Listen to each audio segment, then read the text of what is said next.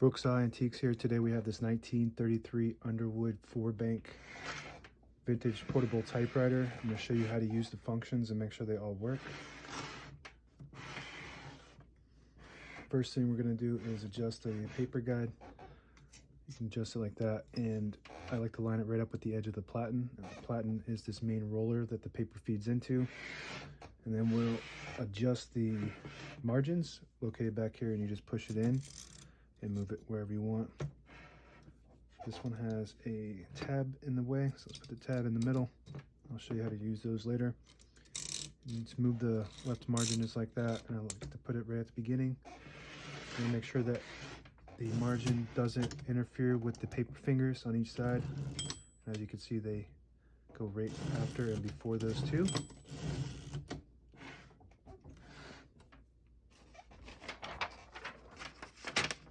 And also adjust those paper fingers so that way the paper lines right up with both of them. You can just adjust it like that. Just move it, put it right on the edge. And this is the paper bail that sits on top of the paper to hold it down.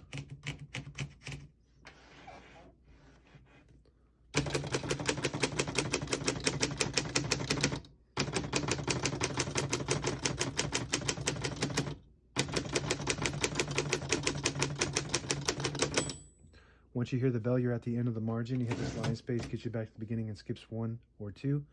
Right now we have it on single, but if you want double, you just flip this switch right below the knob there. You flip it down and it'll skip 2.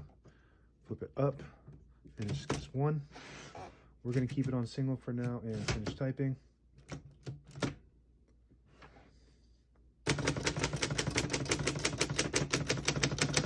As you can see, all the keys type nice and none of them skip or stick. I'll type a sentence in red on the next line.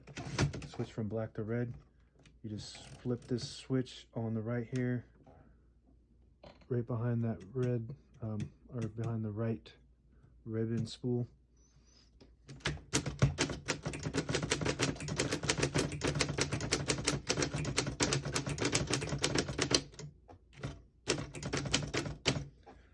Very nice typing machine. I messed up on the end and I hit 2 keys at the same time, so it jammed up. You don't want to do that.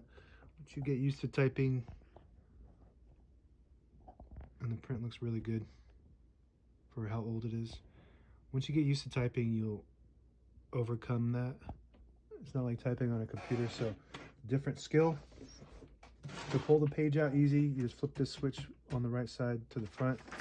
Unlocks the rollers underneath the platen, allowing you to pull the page out easy or load thicker paper like carbon copy or cardstock.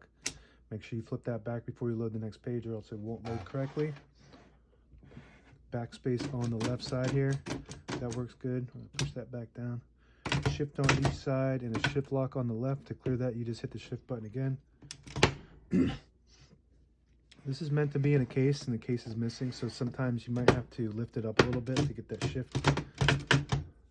It still works perfectly fine with it hitting the table, but if you do the shift lock, you might just have to lift it up a little bit. And we're going to set the tabs now.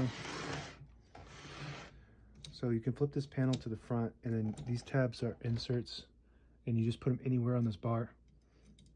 I'm going to put it, and there's numbers on top. So I'm going to put it on 70 and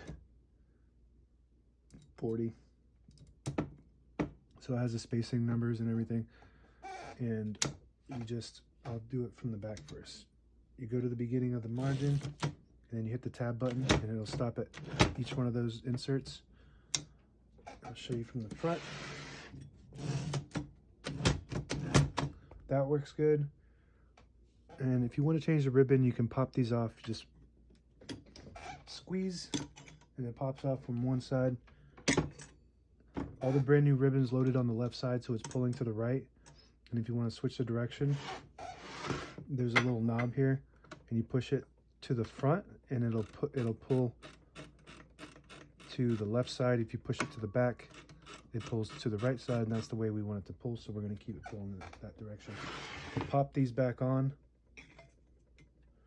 There's a little slot here for the ribbon to go through, and then you just line that up and put the back in first. The back has a bend, and then you just line the ribbon up and then it just pops right on.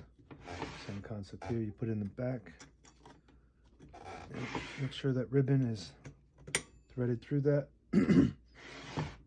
These can be repainted. They're like a little rusty, but I don't like to touch up paint.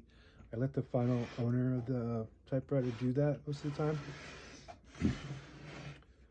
And that's it. Now available on eBay or Etsy. Search Brooksaw Antiques.